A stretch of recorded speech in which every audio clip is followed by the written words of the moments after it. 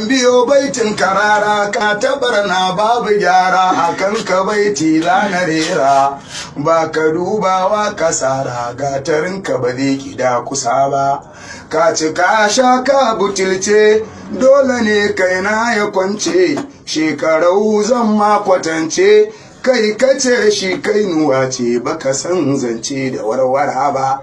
to shu'ara'i na nan na jiran ka ta yi bayani kan irinka ka ɓace domin halinka ka hutu za ka ci ƙwalƙobanka tun da ba rigima da ke gudu ba yau kai kace kai jami'a ne tun anan kai jahili ne kana da vice chancellor ne ka hutu ko ka haukace ne yaya baka samu chancellor ba jami'a duka masu yinta masu iko ne akanta ba a yi sai an karanta ko ni da santa nake bajinta ban ce a kira ni jami'a ba ni ne a roots kuma na yi mantik ko riyad na kwana funduk ba ni tsoron dukka zindik ba batun harbi da bunduk amma ba a kai ni baitika ba raran ka hutu mahaukaci ne masu jinsa kwa jahilai ne yana kiran su ga hallaka ne ya za ka bi shi ka je ka kone ba ka sha romu a duniya ba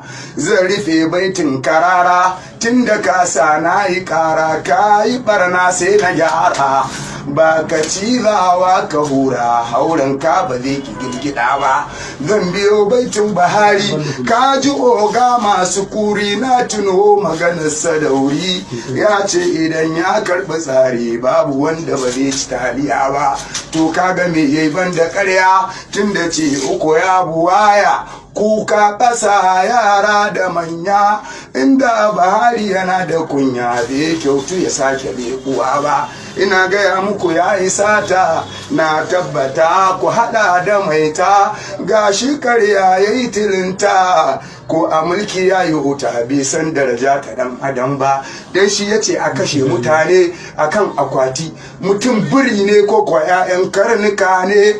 in mutum mai tausayi ne bai kyautu da wangazantuka ba bahari girman kai gare shi ka je ka nemi masassanin shi in ka ce bari baka bashi inda